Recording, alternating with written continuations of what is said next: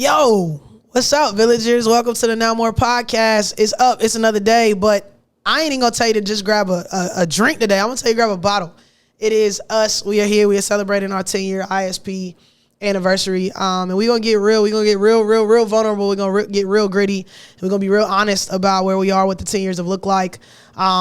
And I'm hoping that you can learn something. As always, we are talking about key common characteristics in a pursuit of greatness. And we're talking specifically today about maintaining your own scorecard. And so tap in with me. Grab your drink, grab your pen, grab your notepad, grab a bottle, and let's celebrate. See you soon.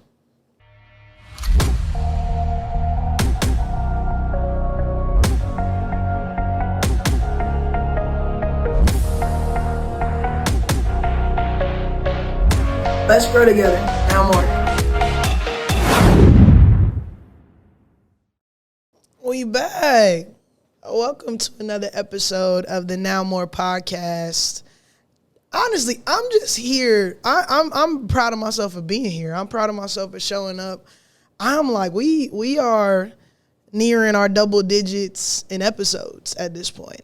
This has been again a labor of love. We've been working on this for some time, so to see it to come to fruition and to keep trucking through regardless of what we got going on and how many different changes we are going through internally, externally, and all the things. I'm glad to be walking in obedience, and I'm proud of myself for that. So I don't care what y'all think, but I'm gonna celebrate me on that and my team and my folks. But we are here for another episode of the Now More podcast. Thank you for joining us. Welcome, villagers.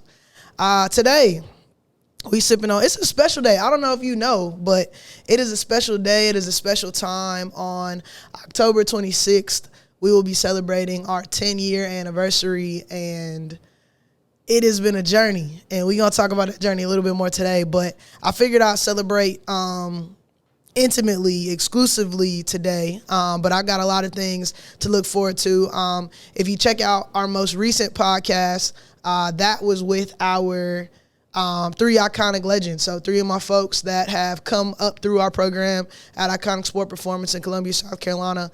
They have graduated, they've gone on, and as they're on their journey to greatness, they're in college and playing professional sports currently.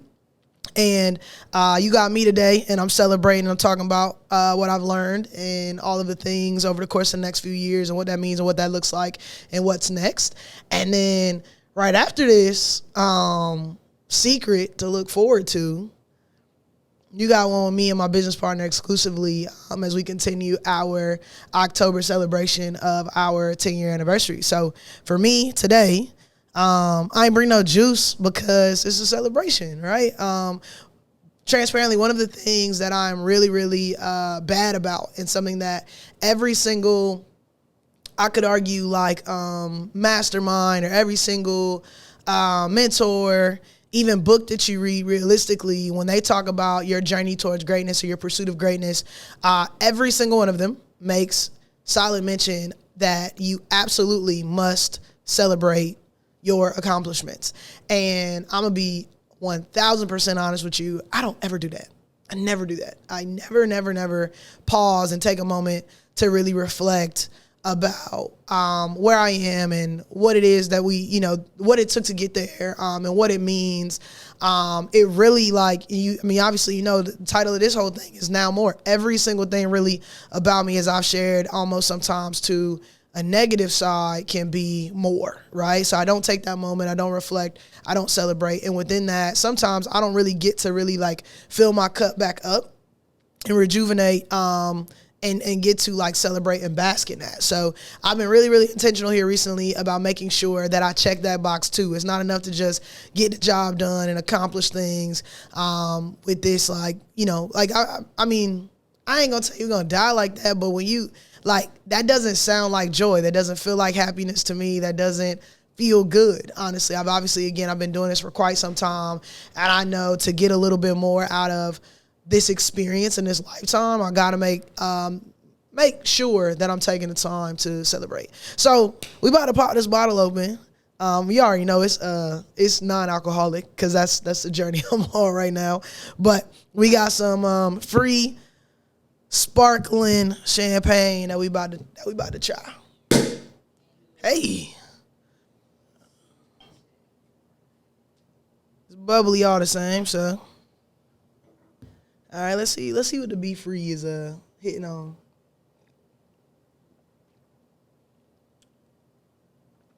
Okay. It is very clearly wine made from grapes. It is very clearly grapes. It's an elite grape juice. Absolutely. It's cute. It's a celebration.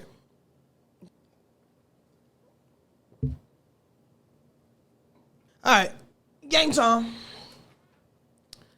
We're about to get live on what is this? We're Not Really Strangers. Let's do it. Level 1 gets deeper, gets thicker. Let's get intimate. Let's get to know each other. Ooh, y'all going? Whew. This here. It's a thick one here. What do you think is the hardest part of what I do for a living? Everything. Everything. Every single portion of what I do as an entrepreneur is quite difficult. And realistically, the maintenance of it all. Like, every single thing is about management. There's time management. I'm managing resources, not just time, but also obviously money. There are constant strategy sessions. Of course, we have to execute whatever plans that we come up with. Depending upon the size of my team, sometimes it's literally just me coming up with the things I'm coming up with.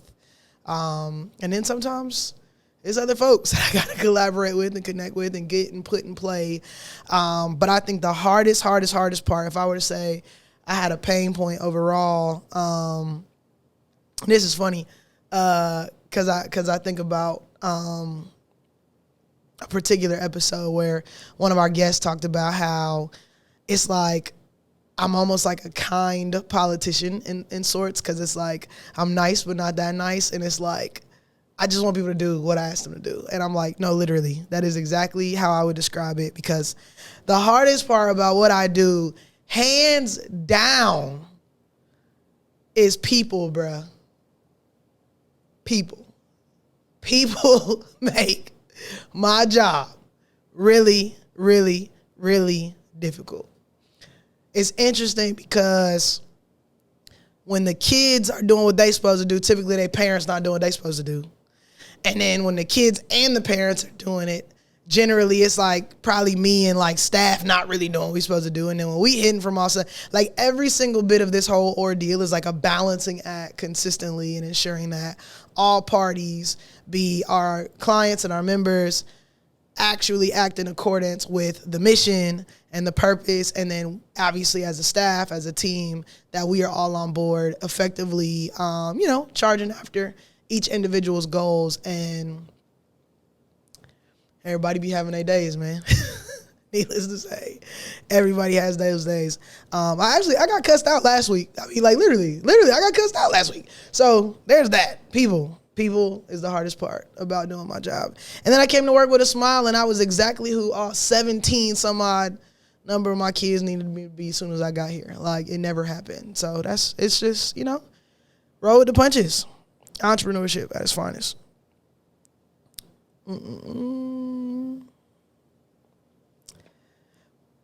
Level 2, what's been the best compliment a stranger has ever given you? The first thing that comes to mind is my smile. I think almost always it is consistently, you have a beautiful smile. Funny, but not so funny story. I think I told y'all about the time I lied to my mama and my teeth got knocked out after that. Or I bust my teeth out. I was playing basketball, teeth got busted out, boom, boom. Another story for another day. Anyways, I went to the dentist to get my teeth fixed, and literally the lady working at the front desk through me missing like my 2 front teeth was like, you got a beautiful smile though. So consistently, I think that is one that is probably my favorite and most common, and seems to be quite unique about me. Level 3. In one word, describe how you feel right now. Give me my moment to reflect.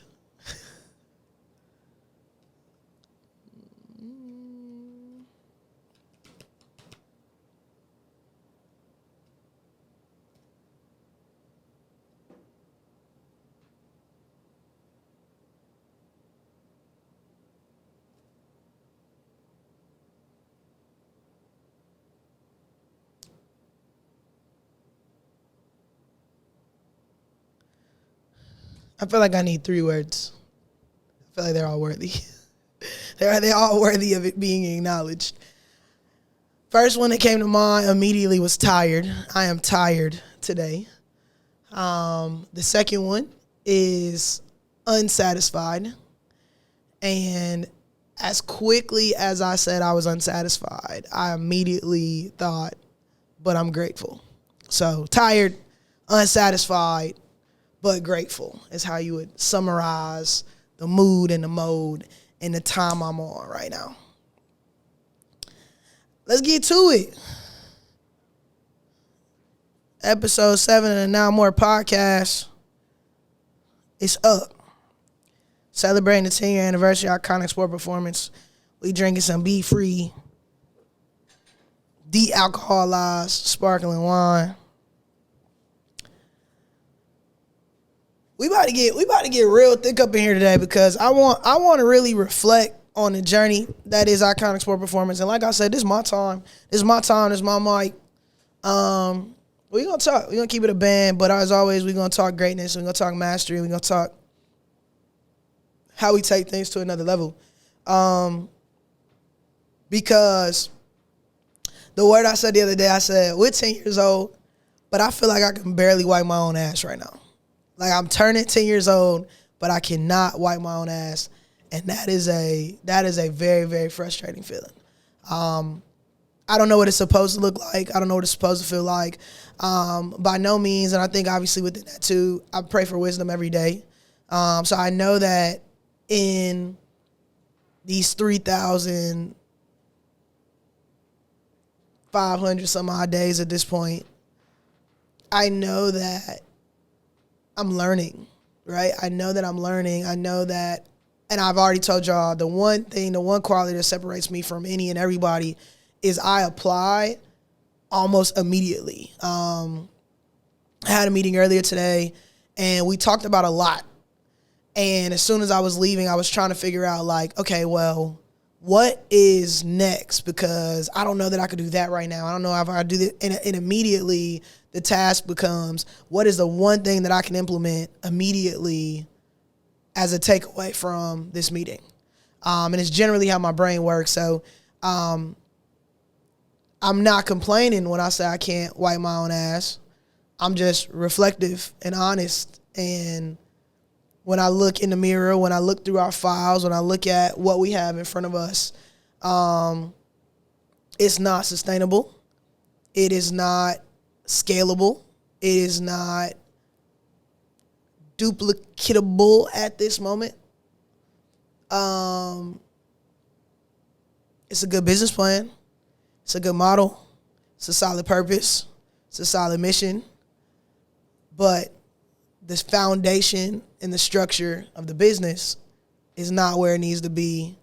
And we celebrating, but job's not finished. So I want to give you guys some facts about new business statistics as we celebrate, right? And some truths. 90% of new businesses fail in the first 5 years. 90% of the 10% that survived that first 5 years fail for their 10th year. So I'm proud to say that Iconic Sport Performance on October 26th will be officially 10 years old and celebrating our grand opening anniversary at that point, right? ISP turning 10 is, of course, a fantastic feat in and of itself. But what I know that is a common characteristic that emerges on this pursuit of greatness and on this journey is a theme that is essentially called a reference, maintaining your own scorecard. I'm reading a book called Ego is the Enemy by Ryan Holiday. And he has an entire chapter dedicated to this. But I find so many greats talk about this, right? Again, even if you're referencing like a Kobe and it's like, man, you guys had a great game. Well, job's not finished. You talk about, Warren Buffett refers to this. John Wooden refers to this. And greats we'll talk about today as well, like a Tom Brady and Bo Jackson. So many people through so many sectors, through so many industries, as always in a greatness transcends disciplines way, discuss what it means to maintain your own scorecard. What is proficient and what is excellent and what is successful or deemed as successful to others does not have to be successful to you. Simple as that. That's the easiest way that I can summarize it. You are entitled to have your own standard. We talk about even in basketball a lot. You don't get to rewrite the standard. When people come in here and they say, I want to go and play college basketball, or I want to make my high school varsity team. Like, the probability of a little boy making a high school varsity team and he has never played any basketball, when he walk in here at 12 or 13 years old, I'm just like, hey, the standard is the standard. You got a year before tryouts. You got 3 months before tryouts. The standard is the standard, right? So there are certain systems in a way that you do not get to rewrite. So I'm not talking about bending the standard to meet your needs, right? Or to meet your insufficiencies. I am talking about when you're in the system, when you're playing the game, when you've got the job, when you have reached the level and you have accomplished something. I'm talking about how do I continue to excel and dream and do within it, as opposed to just kind of like, I was going to be real dramatic and talk about rotting and decaying, because that's literally like the second law of physics. If you do nothing and you stay the same, you really just going to get worse. But I digress. But you will be complacent. And so what I believe personally is that there is a truly, truly, truly fine line between gratitude and settling. So I believe I can be two things. I believe I can be unsatisfied in my business and grateful as hell at the same time, because there's a fine line between gratitude and settling. When people are so grateful, it does not automatically mean they become complacent, but you can be. That's just the truth. You can say, I like it here, and not change anything about it. Right? Or you can say, I like it here, but what next? What now? Right? And I personally believe that as long as we are really alive, there's more to do.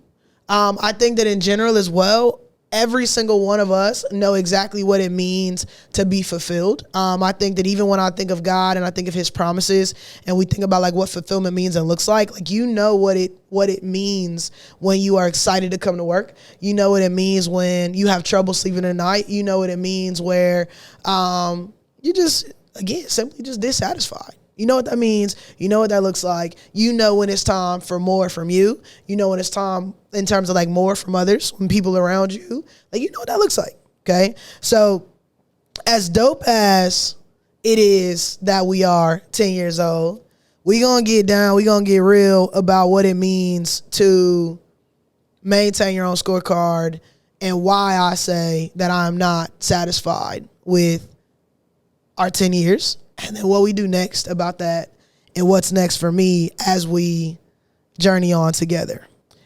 I like to be clear that it doesn't mean that there is literally like failure found in every success.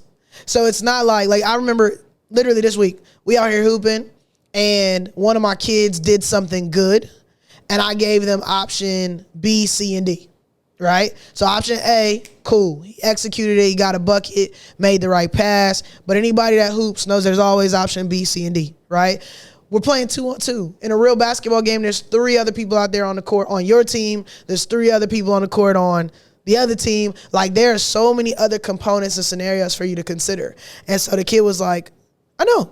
And I said, I'm not critiquing you. I'm not telling you did something wrong. I'm not saying great job, but I'm just simply, as an expert, ensuring that you are aware of all of the other variables. And always, when I'm teaching one, I'm teaching all, right? So utilizing his example it was something that he knew, but it was a teaching point for the other boys and girls that were around him as well, who may not have the same court vision, who may not have the same IQ, who may not have that same excellence. So every single time that there is success, it does not mean there is failure to be found in the success. However, I also want to be very clear that every single time there is success does not mean you were perfect, does not mean you were excellent in your execution. There is some truth to luck, right? There is some truth to chance. And every single one of us has heard something along the lines, and you can cross-reference it again and translate it for your industry. But in my industry, what that looks like is, but it went in, right? When a kid shoots the ball in any crazy old way, making mistake after mistake after mistake, and they're like, it went in though. Right? So when you have that posture because you pulled off your presentation, when you have that posture because you did not prepare the way that you should, but you still somehow woke up on time, right, and got to work on time, when you have that posture and you maybe even got the job, got the opportunity, secured whatever accomplishment or task, there's some truth, there's some integrity in you that can't say and can't sit with, but it went in. There's something in you that's got to have your own kind of scorecard, because every single person is not necessarily aware of what it takes. And I truly believe that you get to have your own standard of excellence. You get to have your own standard of perfection. And I think this entire whole concept is really just you versus you anyway. An example that I love when it comes to this, it's funny. I know a whole lot about football. I guess because I just pay attention. I saw somebody the other day. I'm hip. I turned on a USC Alabama game the other day in the fourth. But because I'm present in mind. I know what's happening. I know South Carolina's playing Alabama. I know how big Alabama is. I don't care if I'm a Gamecock fan or not. I'm a South Carolina girl, right? So hometown team has got a big game ahead of them. I got on Google, what's the score? I saw it's 3 minutes left. We were winning at the time. We ain't got to talk about that. But I'm cheering for the underdog. I'm cheering for my folks. So I hustle, turn the TV on to watch the fourth quarter. And then the gym I work out at, they got SportsCenter on every channel. You know what I mean? So I'm getting my updates. I know what's going on. I'm hip. I'm present. I tell people too, I'd honestly probably rather play football than watch football. But I study greats. Right? And the one thing that I could tell you is I know a little bit about my boy Tom Brady. Okay? So when we talk about greats, I'm going to give you some football fast facts in reference to Tom Brady, and I'm going to refer it back to what that means in terms of maintaining your own scorecard. All right? So Tom Brady fast facts, my guy was 6th round, 199th pick of the NFL draft. He was a 4th string quarterback as a rookie, and his sophomore season, he was the starting quarterback, but he was a starting quarterback by chance because Drew Bledsoe got hurt. That same year, my boy TB got the Patriots to the Super Bowl. They won the championship, and he was named MVP. Same guy, 6th round, 199th draft pick, and a year prior to 4th starter. Okay, I'm sorry, not 4th starter, 4th off the bench, right? 4th QB off the bench, 2nd year starter. Okay, in total, he finishes with 20 starting seasons, 6 Super Bowl rings out of 9 total appearances with the Patriots. Again, with the Patriots, it's 219 regular season wins, 541 touchdowns, 4 Super Bowl MVPs, 74,000 plus yards, 14 Pro Bowls, and more division titles than any quarterback ever. And again, he only won that starting spot because Drew Bledsoe got hurt. 6th round, 199th pick. What we learn about Tom, or through Tom, I should say, and through the Patriots experience, is that even though, I think we could argue, I think the Patriots turned out more than lucky, more than fortunate. Like the way that the return on this 199th pick, Like, I could argue, if we're talking about data and statistics, they probably got a greater return than arguably anybody in sports. I don't know how many people in sports are getting a better return than that one, right? Like, there's only a few Tom Brady's, right? Like, at this present moment, we're having conversations like who's better, whether it be Tom or like a Michael Jordan. Like, we don't even have anybody else to talk about in terms of Tom in football. Like, that's what his stats look like. So I think that we all can agree that the Patriots were more than fortunate with how that turned out. But again, based on integrity, I think that we have to be truthful and say the Patriots weren't really like smart. They didn't execute the draft really well. What happens if Tom Brady goes to anybody else? What happens if Drew Bledsoe never gets hurt, right? So as grateful as the Patriots could be, they have a responsibility to kind of not settle in that moment, specifically because there was something clearly wrong with their execution. And if anybody knows anything about like drafts and what that means and what that looks like, it is very, very similar to business recruitment, right? The same way that you would apply for a job in any capacity, and your employer, your potential employer, is going through all of the interviewees and ensuring that they find the right person for the fit. Right? It's the same way in basketball. It's the same way in football. We are looking through every single person who applied for this role or who may be best fit for this role to see who can help us further our mission and our purpose along. And within that, Tom Brady was the 199th pick. So not only did obviously the Patriots look over him, but there were 198 other people that every team in the NFL chose ahead of this guy.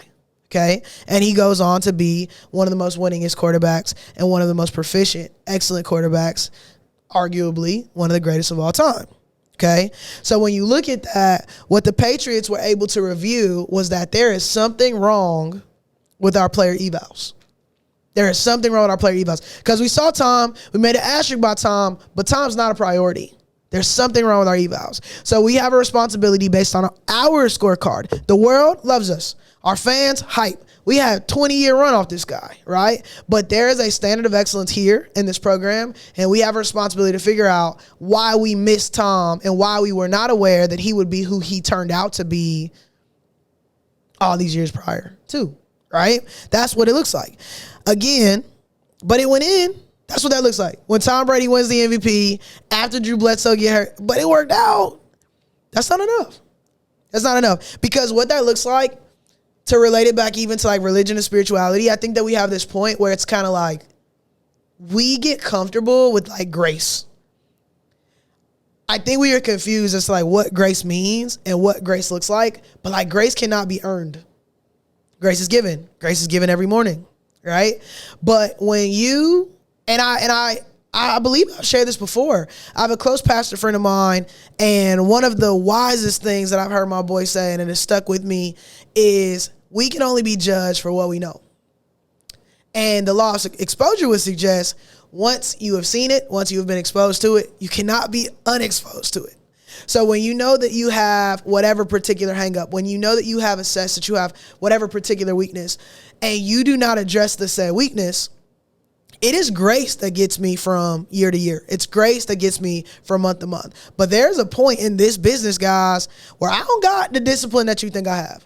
My family tells me on a regular basis, man, you're going too hard. You need to slow down. You need to take a vacation. And I'm like, my vacations didn't look like what people thought they would look like. But I was going to New York for like the night. Like catching a flight. I'm in New York for 24 hours and blowing money fast.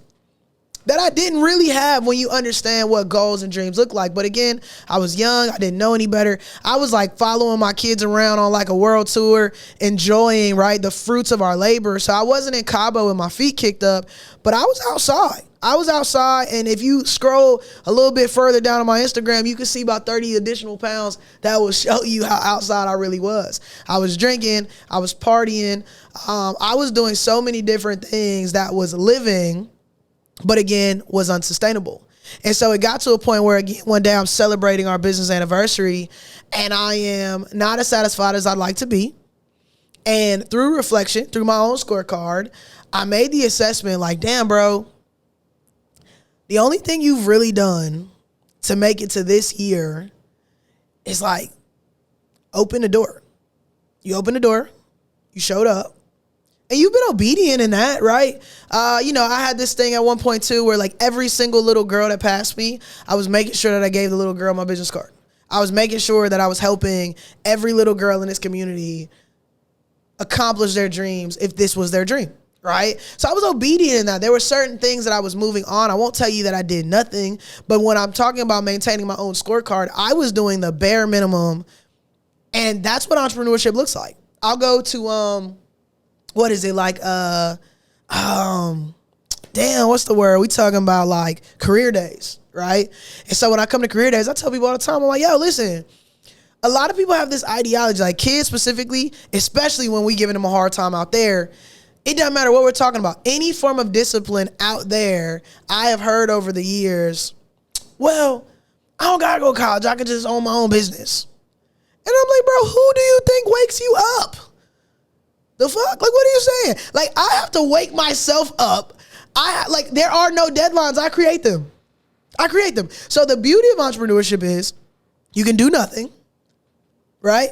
And make no money, little to no money. Or you can do more, right? Like long nights, more hours, and really exceed even your wildest dreams. There's no cap. There is no salary cap in any industry that is entrepreneurship. You own your own time. You make your own decisions. And that is difficult. That is hard. But staying in bed being broke is harder. I mean, for me, I choose my hard. I would prefer the hard of my 18-hour days than sleeping for 12 of them, right? So when you look at that and you know that and you understand that, there's a reality in which we have to be clear about what that means and what that looks like. So in my scenario, I was like, yo, look, for real, I'm not doing enough. I'm not as disciplined as I can be. And so I started implementing certain things about 2 or 3 years ago to ensure that I was actually, I don't even want to say helping God, because God gonna be God. That man don't need no help, right? But I wanted to make sure I wasn't fighting God in my purpose. I wanted to make sure I wasn't fighting God on my journey. I wanted to make sure that I wasn't resisting, right? So what working on my discipline looked like after I maintained, right, that scorecard, once I checked out my own player eval, was like, all right, more here in this area. Right. There's a positive affirmation that I enjoy and I appreciate that suggests that God is going to give you the muscle to carry the weight of your assignment. So when we talk about it's hard, when we talk about it's difficult, he designed you for it. You were prepared for it. My issue though is even when you think about somebody, everybody, we might have our different opinions about like Pastor Mike Todd. And I'm not here to talk about this or that. Like, I don't care about your opinions about Mike Todd specifically, but something that I know about Mike Todd that I've heard him reference that I respect about Mike Todd is his reasoning for getting in shape. He stated, like, when you really think about frame of mind and what discipleship looks like, and really we're just talking about, even if you're not a believer, what discipleship really is just service, right? Discipleship is really just leadership, a style of leadership, okay? So when you look at that, as Mike is saying that he is leading athletes, for instance, let's be very clear. We struggle with a pastor talking to us about success. We struggle with pastors talking to us about abundance. We struggle with pastors talking to us about discipline and God and purpose as that pastor is set in their purpose. Like, as an athlete, and I'm not judging anybody. I'm not judging anybody. And these are literally, I'm paraphrasing Mike Todd's words. But what he discussed was, he was like, man, it's real difficult for me to disciple to these folks about these concepts when I'm overweight my damn self, right? Because what we know is a form of discipline. Like, athletes take their body seriously. Athletes take what they put in their body seriously, okay? So what he was stating is a part of being able to carry the weight of this ministry, a part of being able to travel as much as he needed to travel and go from place to place to place and talking to so many different people groups. My boy needed to look like what he was preaching, right? And so a part of that is that discipline. That is a solid example of self-evaluation, right? So what I did as well is take to that, and I believe that is a solid example of even my weight loss journey. I mean, there are days, y'all, I was doing 100 burpees a day at one point, like legit preparing for this Spartan race. And I think I might have lost like 10 pounds, maybe. You know what I mean? Maybe. And in all the times that I've addressed my eating, of all the times that I've counted my macros and done this and done that, and I know other people have different success stories, I'm just telling you mine.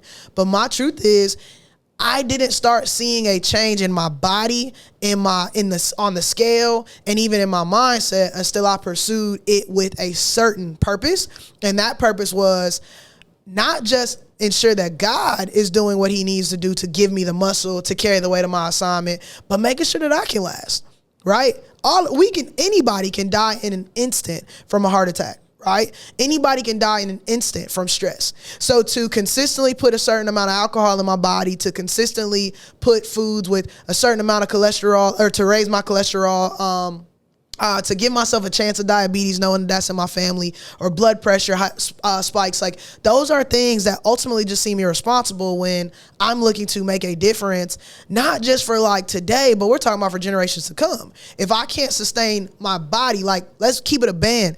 If this man can't trust me with my body, why in the world is he going to trust me with other people? That's just my facts. Like, so as I'm sitting here and reviewing these things at this time, I'm like, okay, more. And that's what more looked like then. And so I'm proud to say that I have implemented those habits, and we are seeing the returns on those investments, again, not just on the scale and not just in my body image or my confidence or those things, but I can look my kids in the eye and I can do exactly what I'm asking them to do. Right? I am an example of who I am asking them to be. And I find it to be very odd as parents, teachers, coaches, leaders of any capacity, right? Or any leader, right? Whether it's boss to employee, again, whether it's pastor to congregation, I think that there is a lack of integrity when we are asking something of a people group that we are not willing to do of ourselves. It's as simple as that, right? So to me, and knowing that and hearing that and understanding that, I am not looking to keep going from grace to grace to grace, or always need a miracle, right, for God to save me and save my business, right? But I want to ensure that I'm submitting, I'm surrendering, and that I am helping. Something got me together all the way the other day. Oh my God. I forgot what I was listening to, but my boy was like, God not here for you. You here for God. And I was just like, ugh. Like, and I know he'll come even if I make my bed in hell, and he'll leave the one, or he'll leave the 99 for the one. Like, I know that God, like, he loved me, right? Like, if he dresses the lilies, right? I know he loved me. But at the end of the day, the reality is that I am here to further his kingdom. I'm here to make kingdom come. I'm here to realistically turn the world upside down. So knowing that and understanding that, I don't get to do those things without ensuring that I am a kingdom citizen. I don't get to do that. We always talk about, oh, God's strongest shoulder. Like, I should probably work on getting strong. At this point, I done been on his strongest soldier list for so long that instead of complaining about it, right, and asking for an easier role to step up and build. That's what greatness means. That's what greatness looks like to me. And so as I maintain my scorecard, I know that there's a difference between luck and execution.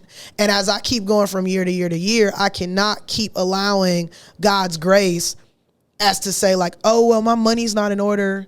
I haven't done my taxes. The IRS isn't going to come get me because God got me. Or this debt is God debt. In Jesus' name, it's taken care of. That is shallow. That is weird. That is irresponsible. Let's be very, very clear. That is irresponsible. At a particular point, I can't keep writing down the same damn things on my to-do list. There has to be some sense of action, because there comes a point where after grace, there is correction. Once you've been exposed, you cannot be unexposed. So there has to be some form of correction. And personally, I would like a say in what my correction look like. I would like a say in what my correction looks like, because I don't want to lose what I have. I was reading the 4 Agreements some time ago, and in the 4 Agreements, they talk about the angel of death. And it's a really interesting concept, because I don't know that the church would ever describe it as that. And I think every book that preaches success principles also speak Bible. They just might not use Jesus. Okay. And every mastermind where they're talking about the universe or the stars, they talk in Bible, but they may not preach Jesus. So a lot of us don't believe in God and we don't believe in Bible, but we believe in success principles. The success principles are in the Bible and the Bible is in the people, and we are all, I mean, that's just to each your own. You can do your deep dive, you can do your fact checking as you'd like, but it's what I'm finding in all of the reading that I'm doing from book to book to book, from place to place to place. They're all really the same. They're all really the same. And so it's not always as peachy. Some people speak with colorful language and different kind of colloquialisms that make you feel good. They tell stories in a way that connects with you in a different capacity, right? That may be able to keep your attention, but they are really rooted in the same context. And so the angel of death, I don't know that we're going to say in that dark manner. In that dark manner in church, right? When I even hear the angel of death, I think about like the horror movies, right? I think about like the Slim Reaper, or the Grim Reaper, right? Like I think about like folks, Slim Reaper, that's KD. This is I hoop. That's clearly, I clearly hoop calling them the Slim Reaper. But I won't apologize for that because I am a hooping head, okay? But that's what I think about. I think about this character that we have utilized in our American or westernized culture that is, showing up in the Scream movie, right? Behind, like it's time for, it's your time. It's time to go, right? And so to know that and understand that based on our cultural context, most people are uncomfortable talking about death, and we definitely are not referring necessarily to it as an angel. You know what I mean? But I believe that from what I learned in that book, what he was really essentially trying to get across to the reader was that everything can be taken from you. Everything.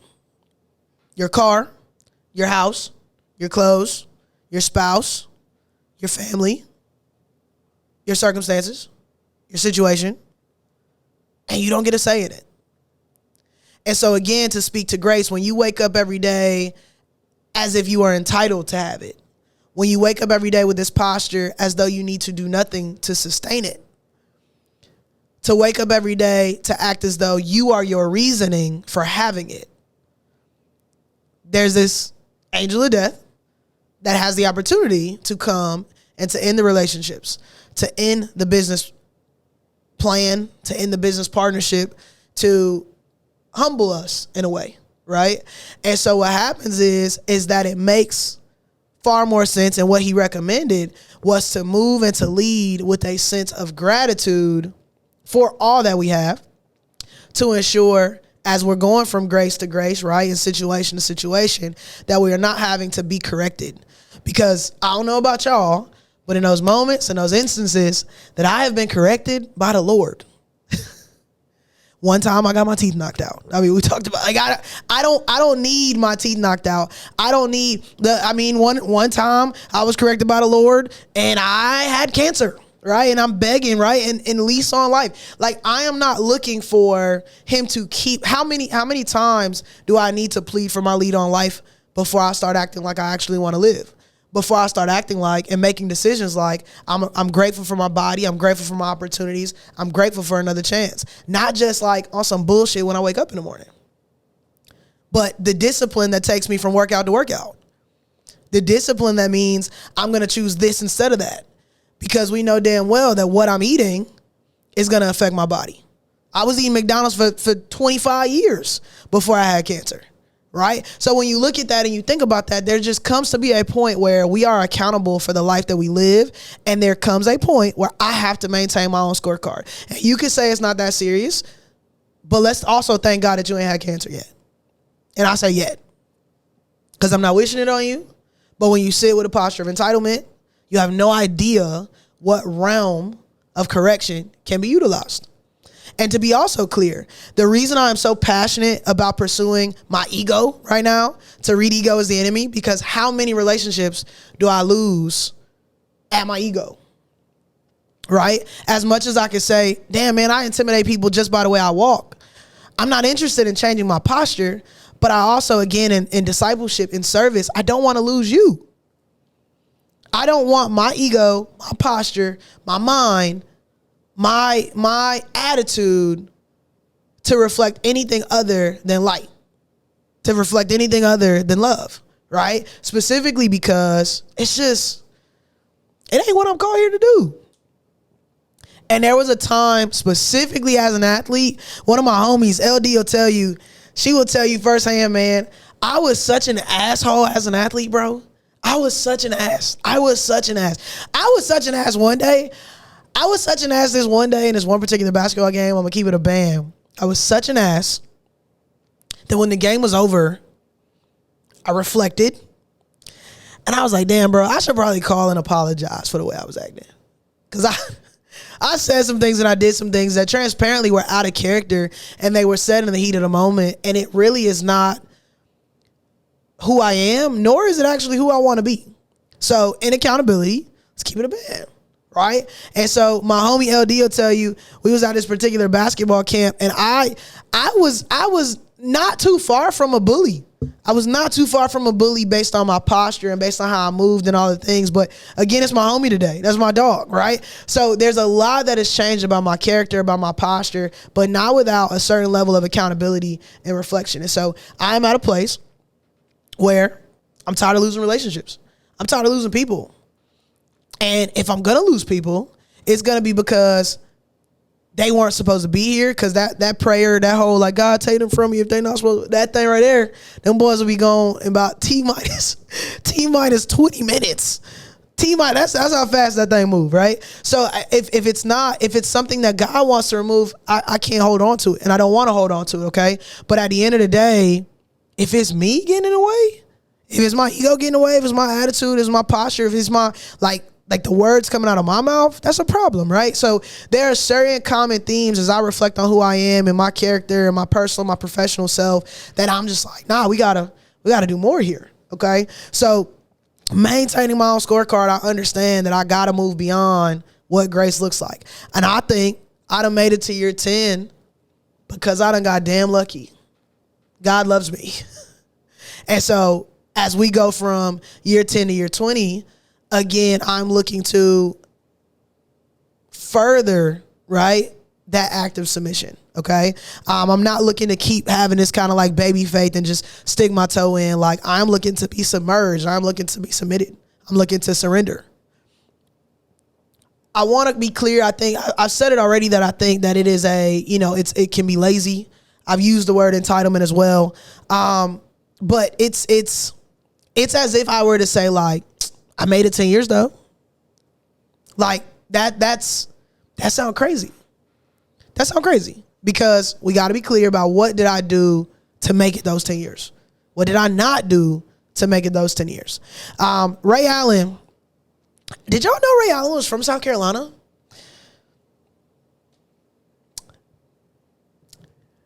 I did know that. And I made the face not because I didn't know that. I made the face because you wouldn't know that Ray Allen was from South Carolina because you'll never see that Negro in South Carolina. Let's leave that there. But there's no negating that Ray Allen is arguably one of the greatest shooters of all time. I believe he is number 3 behind the man Steph Curry out of Charlotte, North Carolina. It sounds like the Carolinas got a little something. Carolina's got something to say. That's what it sounds like. Because we got Jermaine O'Neal from South Carolina. We've got Kevin Garnett from South Carolina. Also 2 more people that have absolutely nothing to do with South Carolina, but let's speed past that. We talking about greats, okay? So Ray Allen, right behind Steph and Reggie. But what I did when I used to work out, per Ray, was he would work on all net makes. So of course you kind of have your 5-spot shooting, right? As you're hooping. So shooters are hitting a certain amount of shots, and it is highly recommended that you make 500 because what the hell are you doing if you're just shooting? The concept of basketball is put the ball in the basket, but let's also speed past that, okay? So 500 makes. We're talking about execution, finishing, completing the task. Makes. And then Ray steps it up a notch based on his level and his scorecard of excellence, right? And Ray would make all net free throws. So as I made my 500 shots, 100 of my 500 makes were 100 all net free throws, just like Ray. And the concept behind it was simple. Even your misses become makes. So technically, if it touches the rim, it would suggest it is not perfect. And if it is not perfect, it does not count. I utilize in my training examples like swimming and diving, right? When you're diving, you lose points off of the splash. I know in the hood, right? We dive and we want a cannonball. We want the biggest splash ever. But at the Olympics, it don't work like that, right? Again, in the hood, it don't matter. You tumbling as long as you're not busting your head, you cool. It count.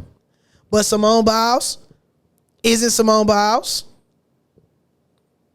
with all them extra steps, without a certain level of body control, without a certain level of poise, without a certain level of discipline, without a certain level of execution. So what Ray said again is even your misses become makes. If it touches the rim, period. It ain't perfect. And if it's not perfect, it don't count. And so therefore that directly translated, of course, to success on the basketball court. And it allowed for his career to last a lot longer because he was of such high value. And of course, if you know anything about Ray, he was a part of LeBron and Dwayne Wade and Chris Bosh's major wins out in Miami. And if you know a little more about Ray, like I'm talking about he got game Jesus Shuttlesworth Ray, Milwaukee Bucks Ray, before the Boston Celtics Ray, that man was a hooper. He looked a little bit more like Kobe Bean Ray. Like these cats, even when you look at like the Patrick Beverleys of the world, they didn't become role players by always just playing a role. They stayed by perfecting their role, by mastering their role, by humbling themselves and being whoever the team needed them to be and having higher standards and higher scorecards than average defenders, average shooters, average leaders. That's how they maintain their excellence. But they didn't come in like that. Patrick Beverley out in we talking Chicago, my boy is averaging 30 points a game. Again, Ray Allen like Kobe Bean Bryant, and we only know him to be one of the greatest shooters of all time. That's how he's remembered, but that ain't how he got there. That's what maintaining your own scorecard look like, right? So there is a particular standard of excellence, and it prepared Ray for not just war then, but it prepared Ray for almost a 20-year career. That's what we talking about. Right? There was no luck to what Ray did, and there was no luck to how I approach basketball, and ultimately there's no luck to how I coach and preach and teach and lead. There's no luck to it. We're, again, looking to move beyond the grace. We're looking to move beyond the miracles. A key point that we also factor in here, too, as well, is and ones are trained. And ones are trained. They're not lucky. I'm not celebrating the buzzer beater. I'm looking like Dame Tom. I'm looking like Sabrina Ionescu. I know for a fact that shit going in because I've practiced it 100 some odd times. There's no luck to it. There's a standard of excellence. There's a standard of excellence. Maintain your own scorecard, okay? Now, this is the thing. This is the truth. There are hang-ups to both sides. Ego cannot see both sides of this issue. That's the hang-up. So what I mean by that is vain men, this quote, vain men never hear anything but praise. When I'm the man, I only want to hear that I'm the man, right? On some Cuba, on some Jerry Maguire type of time, like show me the money. I don't want to hear nothing else, not from my agent, not from my coaches. And we see all these coaches right now, especially on the NIL type of time, doing things that they never thought they'd ever do so they can appease to these children and their families so that they can, again, continue to move the buck forward, right? So we're compromising our integrity at this point based on certain vanities, okay? And then on the other side of that, ego also gets wrapped up in criticism.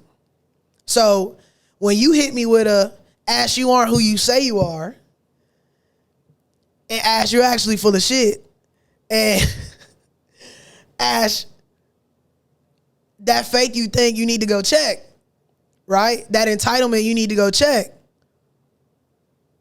Ash is going to check it, sweetheart. Ash is going to check it. Because I also am who I say I am, and I'm impeccable with my word when I tell you when I tell you that I want to be great. So I don't care if you a hater telling me something. I don't care if you're a critic telling me something. I don't care if you're a loved one telling me something. At the end of the day, whatever it is that you're giving me, it would probably be within my best interest to go home, reflect, review, pray about it, and see if there's any truth to it. See if it's anything that I can apply to my standard, because it's clearly something that I missed. It's just something I missed. Maybe I missed it today.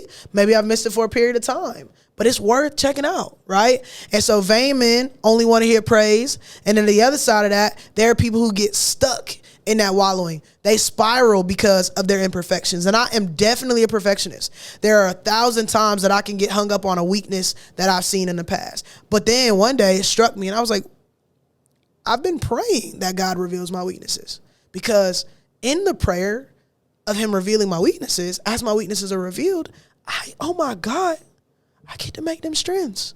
Sounds like common sense, don't it?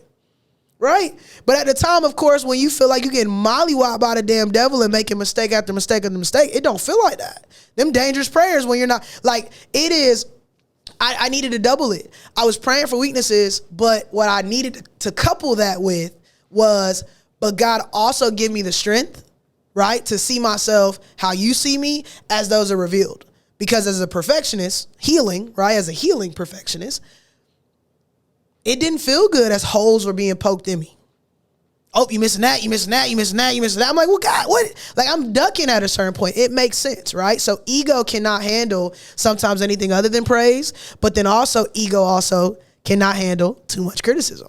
So what I found to be the balance and what we kind of preach and teach here is there's a concept that suggests you don't ever want to be too high or too low, right? So never too high, never too low. And what that looks like is, don't let the praise go to your head. Don't let the criticism go to your head. Never too high, never too low. All of it, realistically, means nothing, because it's you versus you anyway.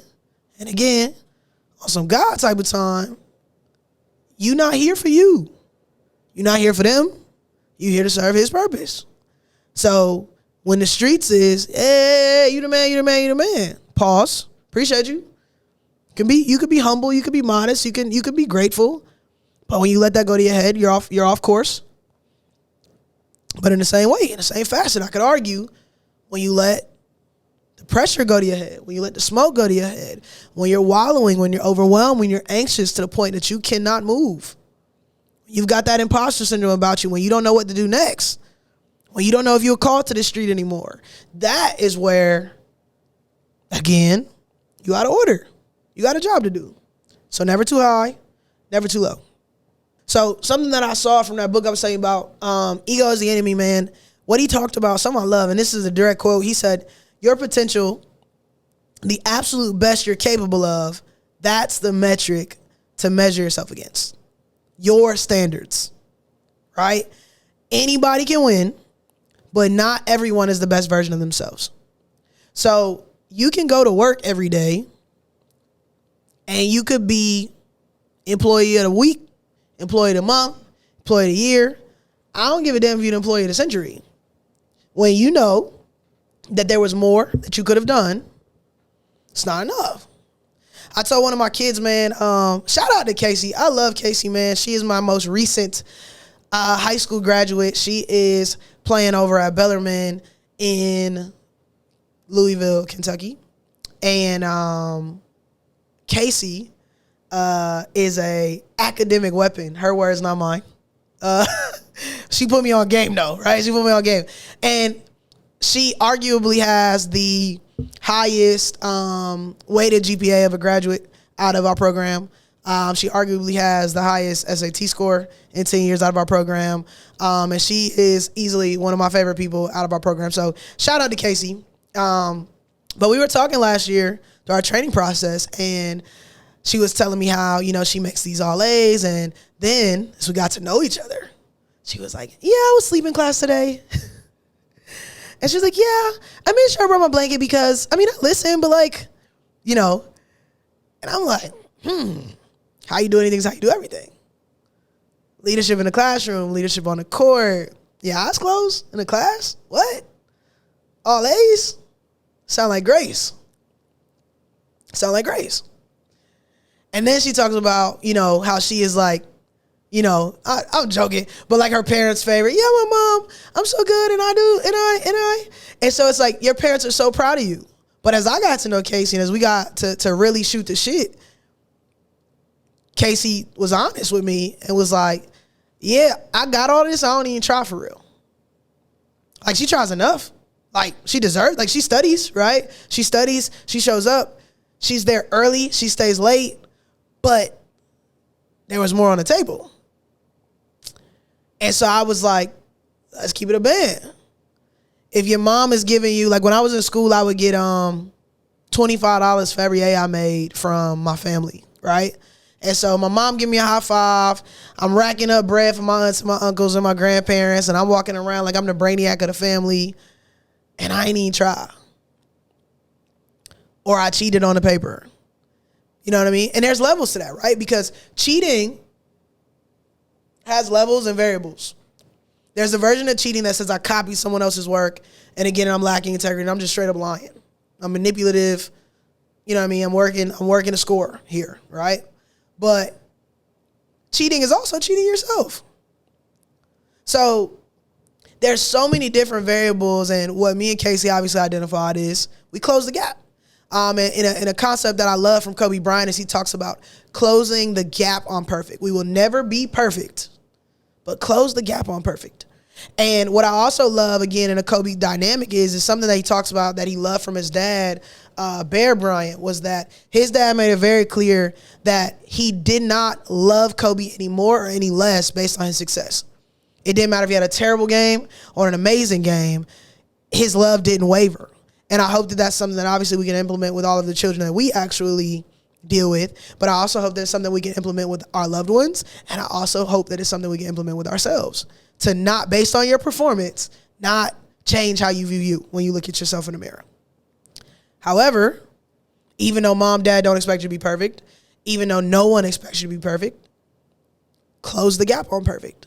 I think that's another form of integrity. How do we close the gap on perfect? John Wooden talks about maintaining your own scorecard. Bo Jackson talks about maintaining his own scorecard. He talks about, like, if he gets a home run, you know, where he's hitting however many people in, but it didn't go out, like, actually into the stands. He's like, that's just a triple, right? Like, it was what it was. It ain't a home run. I just hit the ball, right? You know what I mean? So when you think about it, you understand it. Like, you get to determine what that means and what that looks like. And there's so many people who will try to discourage you within that process. The book also references a point where Bo Jackson talks about, like, his goals, where I want to go to the NFL and I want to win the Heisman. But there are times, y'all, where some of these dreams that you have are so big for even other people to conceptualize. Everything is not meant for you to share with everybody. It's as simple as that. But specifically because their scorecard will talk you out of that shit. When you say, I want to be A, B, or C, they're like, bro, you the man already. And there's something in you that goes back and forth with that, like, you're right, I am the man. And I don't have to accomplish anything else. Or more. There's still time left on the clock. More. So when you hear people, whether they're positively encouraging you, saying, no, you don't have to keep going, or they are doing the opposite and saying, you know, I might be too big. I don't know about that. I don't know. Regardless, it's up to you to set the scorecard. It's your choice. Maintain your own scorecard. The truth is, though, this isn't always fun, right? So I think even when I had a card before in this game, and it was basically talking about, like, what is it said, what is, you know, kind of something about you, like, that no one else really knows or that you don't understand about you. And I think, like, if I had to answer that question now, like, something that I don't understand about me is why my brain never shuts the fuck off. Like, I'll be asleep, y'all, or so I'm supposed to be, right? Like, it's bedtime. I'm in the bed. My eyes is closed.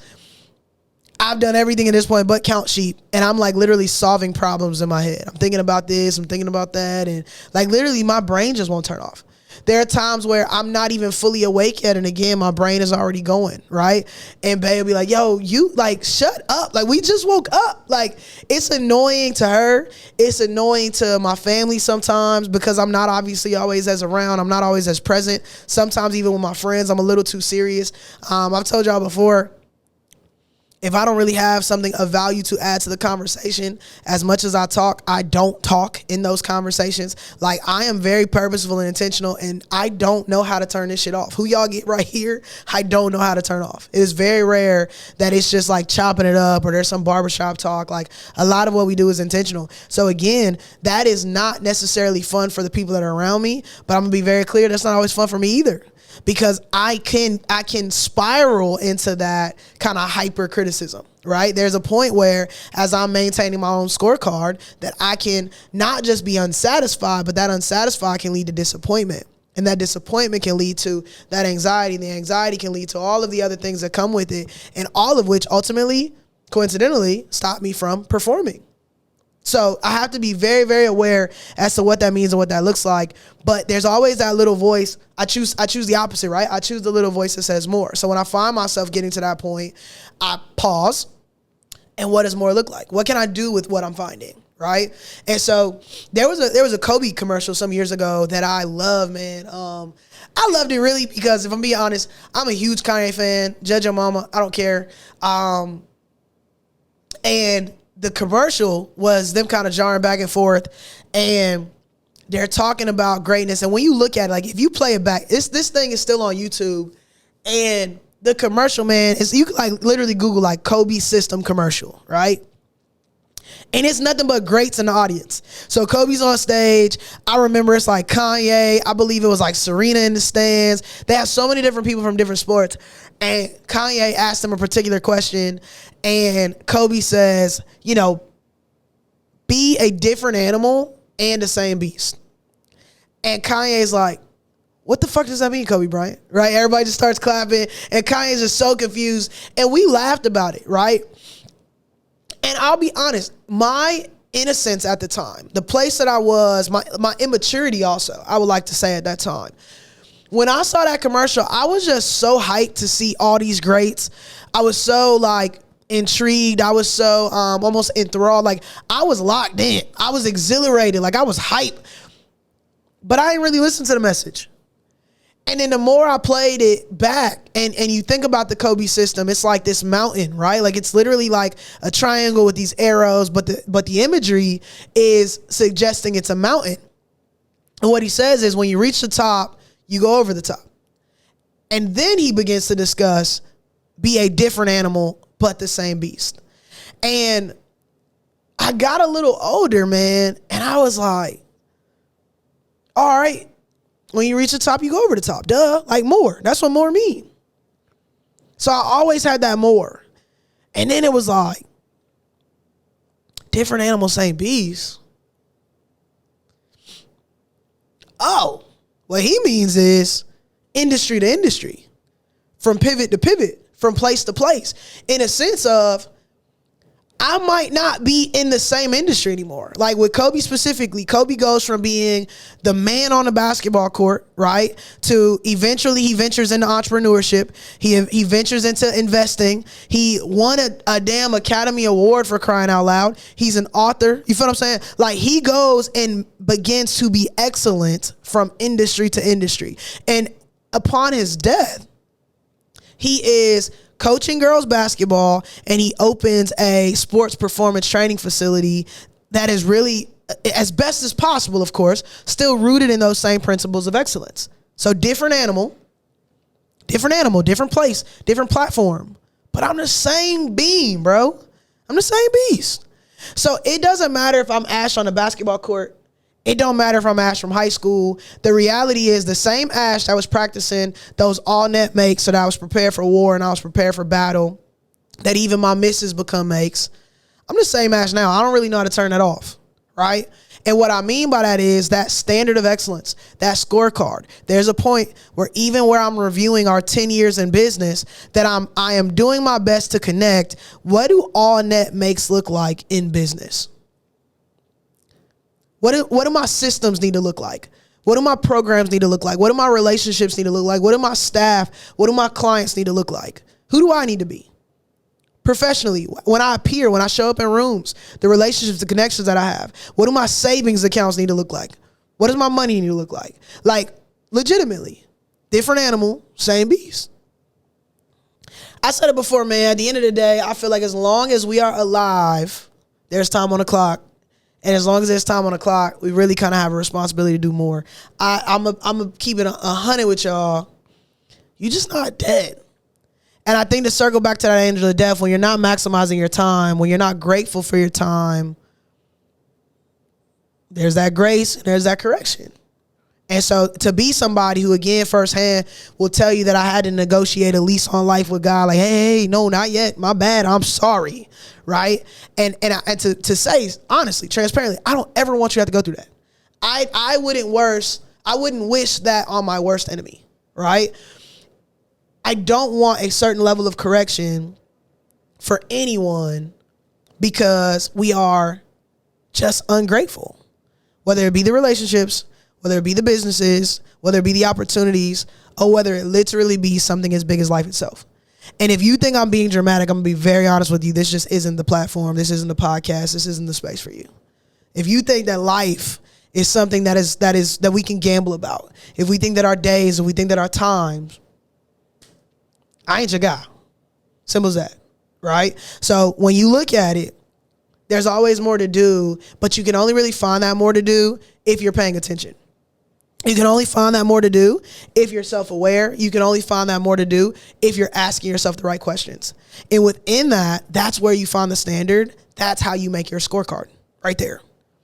And your scorecard doesn't have to look like anybody else's. But as long as there's time left, there's more to do, bro. So generally, of course, when we have a guest, I always ask my guests, like, what's next for them? Like, what's your now more like goal? What else are you putting into the village? What can you do now today? And so I spiced it up a little differently because, again, it's just me and we're celebrating our 10-year anniversary at the Iconic Sport Performance, the first Maitland's basketball specific training facility, the only Maitland's specific basketball specific training facility. And you want to know what's funny about that? Funny story. I think actually only Crystal knows this because in our own scorecard way, the first, it means something, but it means nothing. And a humbly, like, nobody from nowhere, because there have been others. They just didn't stay.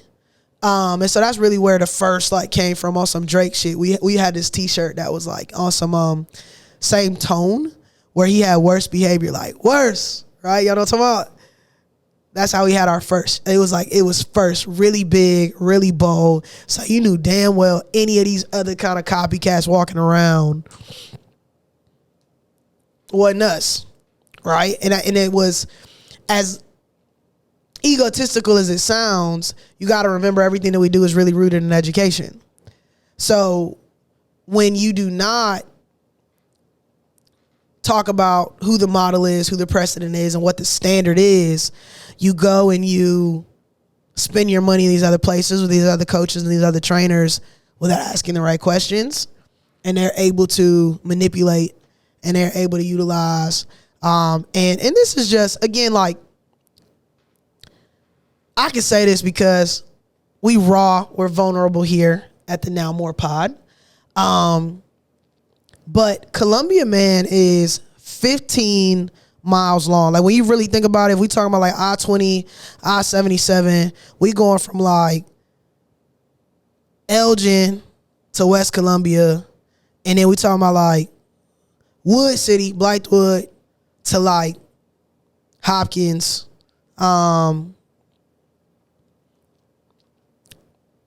It's like exit 27, exit 9. So I'm like being gracious when I'm saying like 15 for real, because it ain't 18 miles. It's not 18 miles. We talking roughly exit 80 to maybe 20 by 20 if we want to be accurate, right? 25 even, right? But 25 miles by 25 miles, and that's the makeup of our city. That's the makeup of our capital. That's the makeup of our metro. I was talking to this guy the other day, and he was like, yeah, typical small towns, And I was like, yeah, you would think as a capital city. He was like, y'all still a small town. I was like, bro, I know we're a small town. Like, I know that, right? But I said it to say, as a small town, I'm not totally sure how much space there is in basketball for more of what we do. And personally, this is just my truth, because we also are so small and there's so many creative geniuses, there's so many basketball geniuses, and there's so many children that need help, as opposed to competing, it would make sense for us to collaborate. But what we found is, for every person that has come in the last 10 years, humbly, that has attempted to compete with our program, that has thrown some shade or some dirt or some, fallacies on our name, they did not sustain. And for more than one reason, in more than one way, I am assured consistently that this is my purpose, that we are here for a reason. And not just because those businesses fold, and not just because when you talk greasy about me, you gone, but like, because of grace that was given to me. Don't got nothing to do with you. Everything to do with grace that was extended to me. Because I know in my 10 years that I gave our haters way too much credit. I gave our competitors way too much attention. I was way too political. I was focusing on the wrong things. I remember one time, man, I wish I talked about this with Unique and I when they was here, bro. Oh my God. But I remember this one time, man, we was at a damn basketball game. My kids, every kid on the Westwood roster had an ISP shirt on. It was it had a Westwood Red Hawk on the front. And they came up with these team concepts, these words that they bought into. Shout out to Coach Yo. Shout out to, I want to say like Taya Cooper at the time. Like, we reached out to our network of folks, and they all gave us words of what team really meant.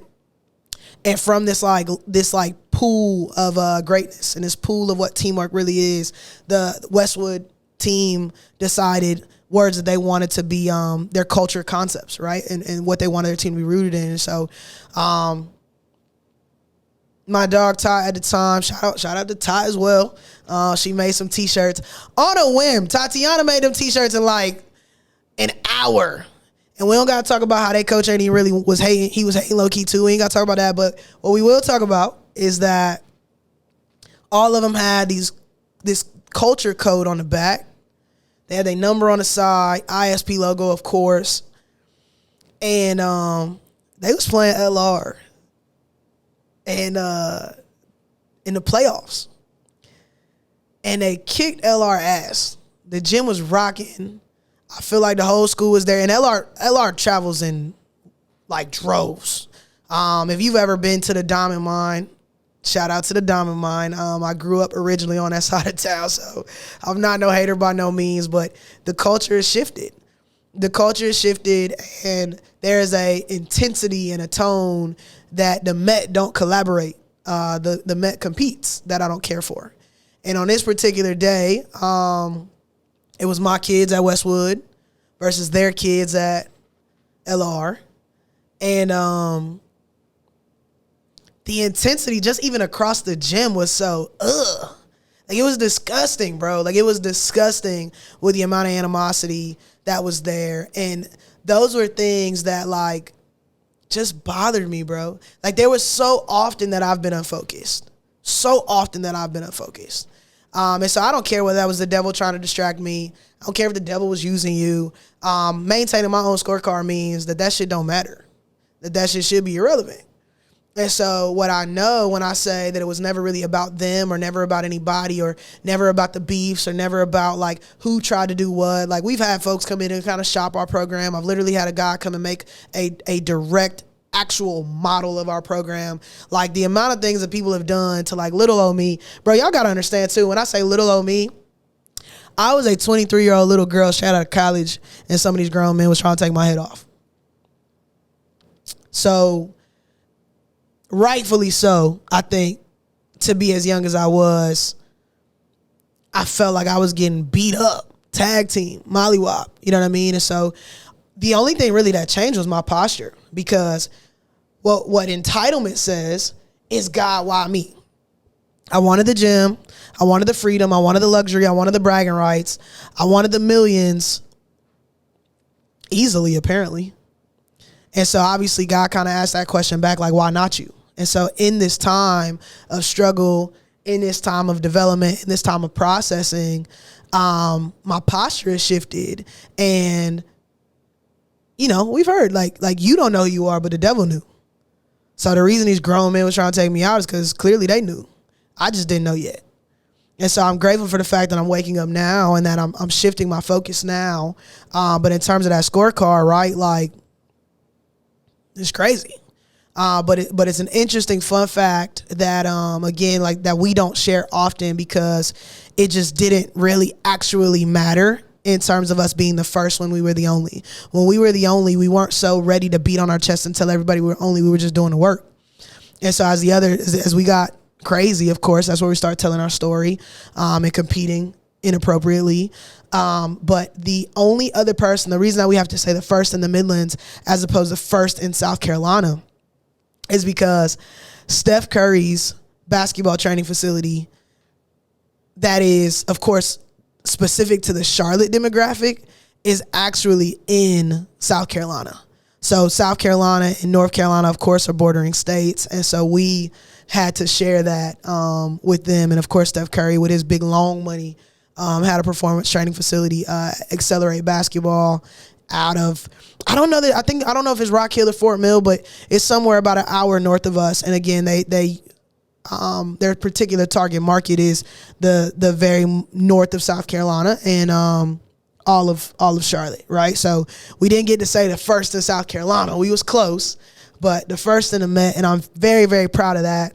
But what's the now more goal, right? What's next for me? What's the now more goal? And I wrote them down. I wrote down my reflections for you. So in a nutshell, what I would like to do is gut and restructure our foundation. Maybe another day, another time, I'll tell y'all about how I've never had a real job in my life. I've only worked in my family business. And so a lot of what I do here is based on what I know. I've never gone through an employee handbook. I've never gone through an employee training. So within that, there's a lot that I had to create from the ground up. And again, being a little girl at the time, I don't know that it was appropriate. And I also don't know that it's appropriate 10 years later. So a lot of that, we're remodeling our foundation, I would say, right? I also would like to ensure that our business is scalable. And I want to create with the end in mind. One of the biggest mistakes that I made, was just being small. And we talked about this before. I was like, God, please just give me no money, pay my rent. And he like, bro, if you would ask for 10 times more, like, I don't know, you can ask for whatever you want. So I was dreaming really, really small. And so a part of my dreaming small, I did not dream with the end in mind. I only was looking to figure out how I could make money, and I could make money today. And realistically, I could say how me and Crystal could make money. I knew that I had a mission and a vision and a purpose. Like I still wanted to serve. So the only two goals I had when we opened this business was to give me enough money to survive while serving these people. And just, let's be very clear. Surviving is not thriving. So scaling is important, but I want a family. And I don't like anything small. Like I have very, very, very, very large dreams. I want to turn this entire community upside down. I want greatness for everybody. I want schools. I want, my family is from Mountain Bayou, Mississippi. When I talk about scalable, when I talk about money, I want Mountain Bayou, Mississippi to look like the first black town post-slavery, and to honor that and to shout that out and to give it more than just like a museum, but to look like a thriving black community, because there was a time similar like Tulsa. There was a thriving black community in Mount Bayou, and that is my history. That is my roots. Is my people and them from. So I want I don't want billions just to just do the foundations, like the little petty shit, like to where I could just sign off for the tax write-offs. Like, I want to turn the world upside down. I believe that I was called to turn the world upside down. So end in mind says, if I'm turning the world upside down, I can't be in these four walls and these four walls only. So the mistake that I made was I never envisioned myself not being a trainer in this space. And so I call it maybe like a spiritual agitation. I actually pray consistently for myself and others to be allergic to settling.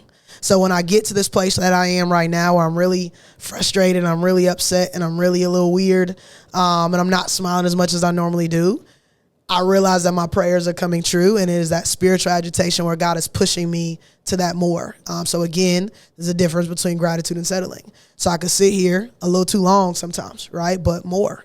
And so what that looks like for me is, again, making sure that this is scalable, but so that it can not only run without me, but run beyond me. So even when I'm not here anymore, I want to make sure that Iconic Sport Performance can exist. To be very honest, the first thing that I thought about when I got my cancer diagnosis was not like, oh my God, I'm going to die, I have cancer, and this wallowing. It was like, oh shit, I'm not done.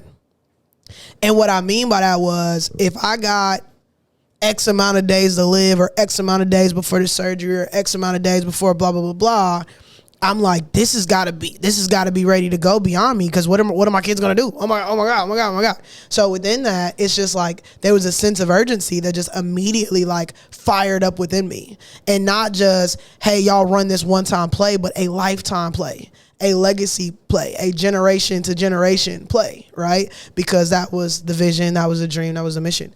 And so what I realized, of course, is that this is just hard. At the end of the day, man, when I was 23, my focus and my vision is not obviously what it is at 33. So I can't be too hard on myself about that. That makes sense. Obviously, with a decade should come a wealth of more wisdom, man. So I'm not mad at myself about it, but the reality is there was some things that I didn't address correctly. And so anytime that I'm even doing consulting, even if I'm just talking to a business owner for a moment, I'm just like, yo, what's the plan? How you getting out of here? Right? Like, and specifically because exit strategies matter. Like, what's next matters. Like, you cannot be the primary generator for your business long term.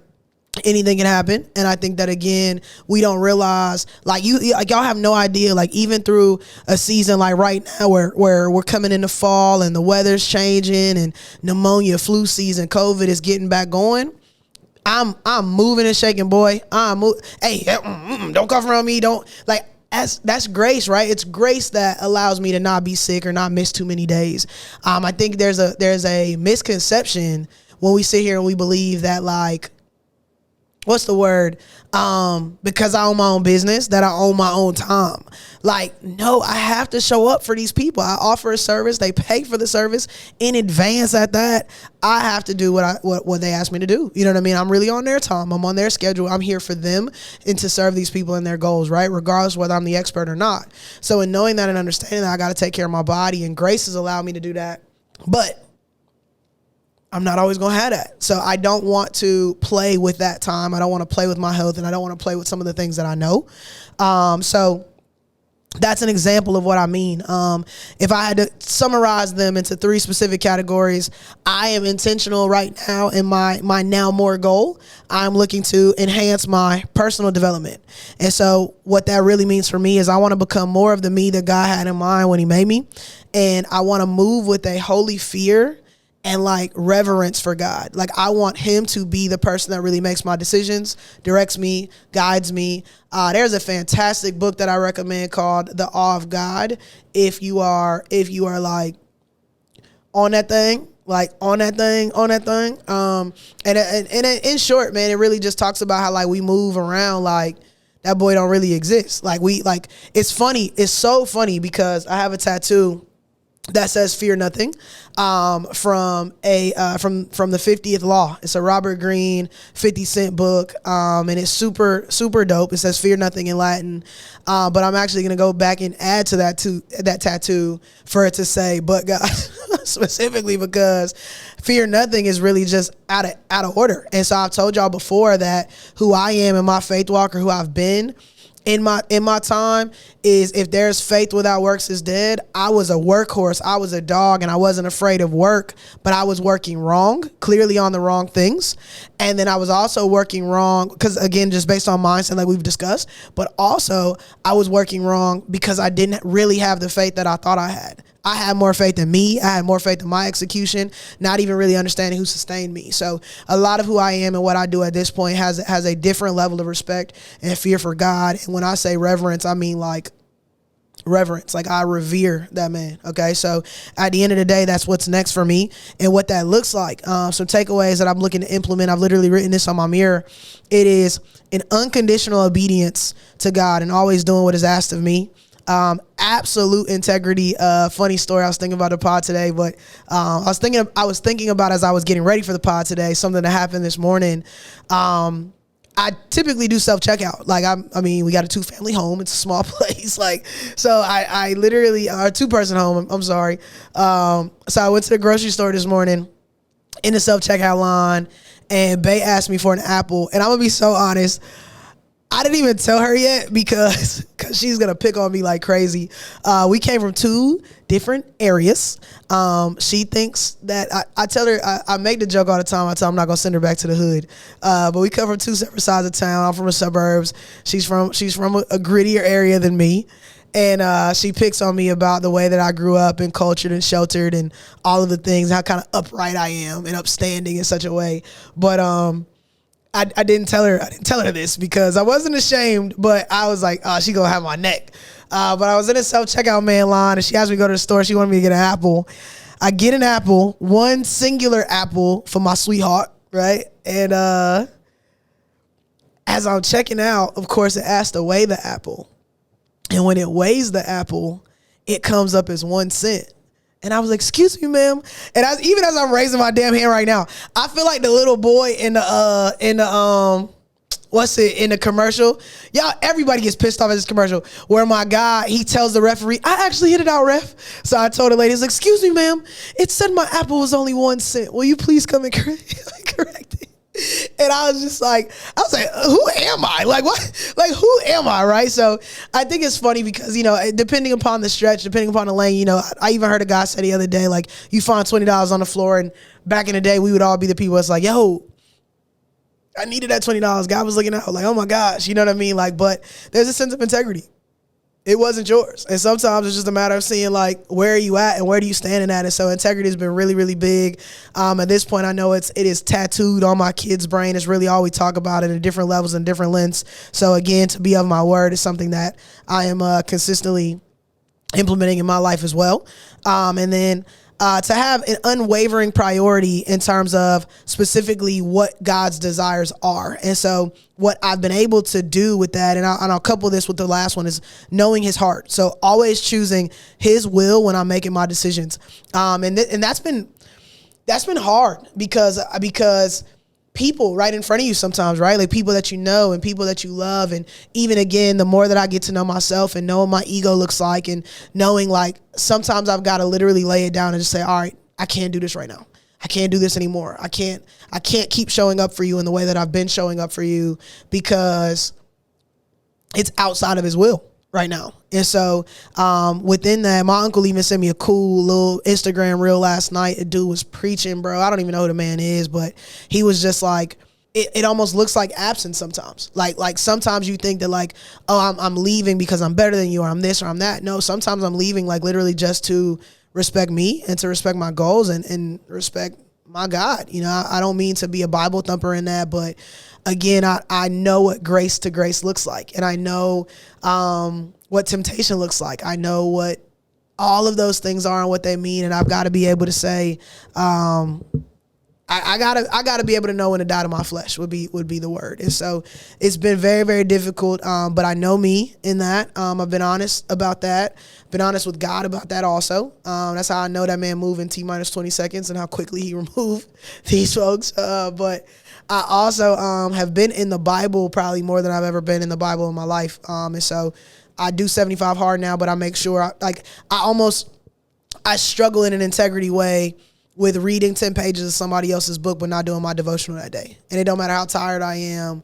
I'm just like, yeah, no, like, And I don't just read the verse, I read the chapter, because I ain't even start thinking about Jesus for real until I was in my 30s. So I haven't been doing this God thing for too long. I feel like I got some context to catch up on. And so next would be my professional development. And so that is to become the version of me that my team is looking for and that my client is looking for, and whoever it is that my audience is out here as I'm serving in my lane. And so the professional development looks like a lot of different things. I have been reading. I've been doing so many different things to work on that. Mentorship, obviously therapy as well. So different stuff. And then lastly, to make it gym specific, my finances, my operating procedures, and automating my systems, bro.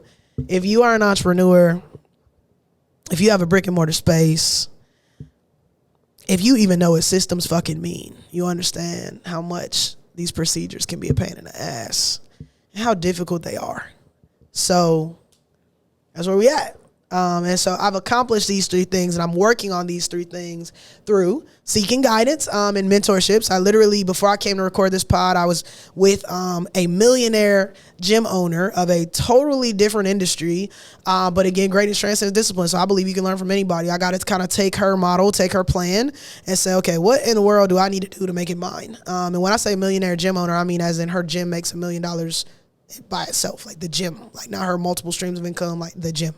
Right. So it's the privilege and the pleasure. Like I can't even conceptualize the idea. Like when we really talk about gratitude, I cannot conceptualize the idea that, like, other than just service, right? Like to even say like, yeah, Ash, I'll talk to you. Yeah, pull up. Cool. I didn't ask for anything. I'm not charging anything. Like whatever you need. And she gave me great resources. She gave me great advice. She gave me so much, like, legitimately game for free that we refer to as free game, but it is invaluable, the amount of information that she gave me. And she gave me an hour and a half of her time, like, and just because I asked. So I mean, let's be clear, like asking can get some things happen, can get some things done. So mentorship is a thing, but I'm investing in some coaching and some courses, of course books, but sometimes you need actual people, because applying Napoleon Hill's 1920 context with the 2024 people, it ain't as smooth as we think it is. So we got to do some different. We got to be a little more creative in that. And then therapy, of course, the Bible, as I said, sermons, Bible study, and as always, applying what I learned. Overall, man, in short, the author Ryan Holiday of Ego is the Enemy, and again, kind of my spark for our Maintaining Your Own Scorecard, necessary, common theme, and greatness. He summarized it perfectly, in my opinion. He said, quote, "It is not that we are endlessly pursuing more as if we're racked with greed, but instead we're inching our way toward real improvement with discipline rather than disposition." So, cheers to 10 more years, man. Thank you for spending the day with me. I appreciate your time. Thank you so much again, man, for celebrating Iconic Sport Performance's 10-year anniversary with me. And I just, as always, want to leave you with a quote from our girl, Brene Brown. I think we got kind of vulnerable. We got kind of real today, because it's real life, bro. It's real out here. So I'm grateful for you, man. Thank you so much for spending your time with me. And I'm grateful for any and everybody that's been along with me on my journey. Shout out to my business partner as well for even believing in me, believing in this, believing in us. I showed her my little greasy business plan some years ago, and she was like, "Oh, let's go." My parents didn't think it was a good idea. So many people doubted what we were doing and who we were. So just obviously, again, favor ain't fair. I believe I'm here on purpose. I believe I have a purpose. And so regardless of how long Iconic Sport Performance lasts, and transparently, there was a time where I didn't even know who I was outside of this space. So I think that as I've consistently shifted and fixed my posture and understanding that, like, this can be taken away in a moment, is not only has it gotten better, but I've gotten better. And so as much as I can say as I'm unsatisfied, as I said, I am overwhelmed with gratitude, but there's a difference between gratitude and settling. So thank you so much for every single person who has supported us over this time. Interestingly enough, at this point, even on my business anniversaries, I give Bay a little gift too, because I am not here without the amount of days, man, that girl's pulled me out of bed, boy. I'm telling you. So it's so many different things. I don't think anybody knows how hard entrepreneurship is. I think all of us are entitled to owning our free time. I think that we definitely should invest in our dreams, invest in our goals. I think that God, again, has a purpose specifically for you. I don't think there's anything wrong with helping someone else build theirs, but make sure that you see yourself in it, right? Like, make sure that you are fulfilling your purpose in that. So I'm overwhelmed with gratitude right now. So again, I sincerely appreciate you. But let me leave you with a quote. Our imperfections are what connect us to each other and to our humanity. Our vulnerabilities are not weaknesses. They're powerful reminders to keep our hearts and minds open to the reality that we're all in this together. So thank you again for joining us. If there was any part of this episode that touched you, that you resonate with, if you an entrepreneur your damn self, tell me what you working on, man. Like, let me know. Put me on some game. Drop some books. Like I said, I'm working on the team building. I'm working on some personal development, professional development. If there's some masterminds that you go to, put me on game, bro. Put me on game, please. Okay. If you know me, if you've been a member, if you support anything that we do, if there's any way that we can get better, if there's a way that we can better serve our community, I already know me. I want for every single kid to feel the presence of iconic sport performance, whether you ever walk in these doors literally or not. So I'm here to turn the world upside down. And I know there's some other people that are interested in doing the same thing. So show love in the comments, connect with me, tap in with me, and of course, subscribe, like, share, and continue to connect. Thank you again for being a part of our village.